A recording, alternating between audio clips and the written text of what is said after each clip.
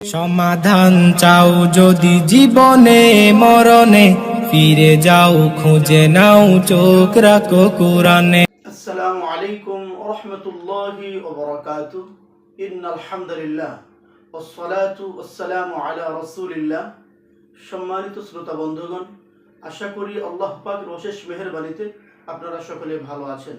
দূরে কিংবা কাছে, দেশে কিংবা প্রবাসে, যেখান থেকে এই মুহূর্তে আমার সাথে অংশগ্রহণ করেছেন, সকলকে জানাচ্ছি আন্তরিক মোবারকবাদ।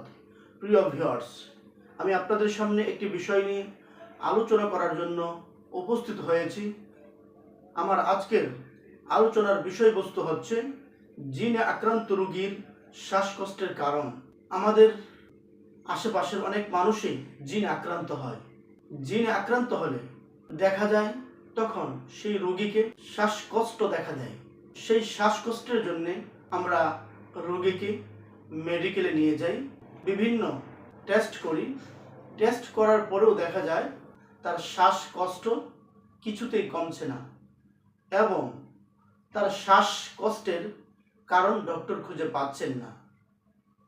যখনই আপনি দেখবেন কোনো জিনে আক্রান্ত রোগীর শ্বাসকষ্ট হচ্ছে, তখন তার এই শ্বাসকষ্টের কারণ জিন কেন্দ্রিক হতে পারে।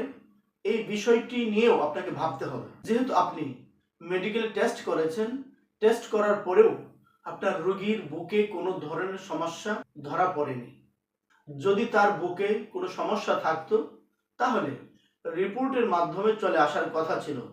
আমরা দেখে থাকি জিনিক্যাল সিস্টেমে যে সকল ক্ষতিগুলো রোগীকে করা হয়, কখনো কখনো রিপোর্টে আসে, আবার ম্যাক্সিমাম ক্ষেত্রেই দেখা যায় রিপোর্টে আসে না। তো রিপোর্টে না আসার কারণে ভালোভাবে ডক্টরও বুঝতে পারে না। তখন রোগীকে দিনের পর দিন মেডিকেল ট্রিটমেন্ট দেওয়া হয়, কিন্তু তারপরেও রোগীর বুকে সমস্যাজনিত কারণে যে সমস্যায় তিনি ভুগছেন, তার যে শ্বাসকষ্ট হচ্ছে, এই শ্বাসকষ্টের সমস্যা থেকে তিনি বেরিয়ে আসতে পারছেন না। জিনিক্যাল গবেষণায় আজ প্রমাণিত হয়েছে জিনে আক্রান্ত রোগীদের শ্বাসকষ্টের কারণ হচ্ছে অধিকাংশ জিন পেশেন্টের বুকে জাদুর গিট দিয়ে থাকে। আর যখনই জিন পেশেন্টের বুকে জাদুর গিট প্রয়োগ করার কারণে তার শ্বাসকষ্টে তখন সমস্যা দেখা দেয়, তার শ্বাসকষ্ট প্রবল আকার ধারণ করে। যখনই দেখা যাবে জিন আক্রান্ত কোনো রোগীর শ্বাসকষ্ট হচ্ছে, যে জাদুর গিটের কারণে তার কষ্ট হচ্ছে, এই জাদুর গিটটি খুব তাড়াতাড়ি তার বুক থেকে সরিয়ে দিতে হবে। যখনই দেখা যাবে এই জাদুর গিটটি ধ্বংস করা হবে, তখন তার শ্বাস প্রশ্বাস স্বাভাবিক হয়ে যাবে, তার শ্বাসকষ্ট থাকবে না। যখনই দেখা যাবে অভিজ্ঞ মুদাব্বিরের মাধ্যমে জিনিক্যাল কারণে রোগীর বুকে যে শ্বাসকষ্ট সৃষ্টি হয়েছিল, সেই শ্বাসকষ্ট যখন দক্ষ মুদাব্বির চিকিৎসা দিবেন, সেই কষ্ট থেকে তিনি পরিত্রাণ পাবেন, অন্যান্য মানুষের মতো ভালোভাবে শ্বাস প্রশ্বাস নিতে পারবেন। তখন আর তার বুকে কোনো ধরনের চাপ মনে হবে না, তার বুকটা তার কাছে স্বাভাবিক মনে হবে। আমার আলোচনার বিষয়বস্তু ছিল জিনে আক্রান্ত রোগীর শ্বাসকষ্টের কারণ।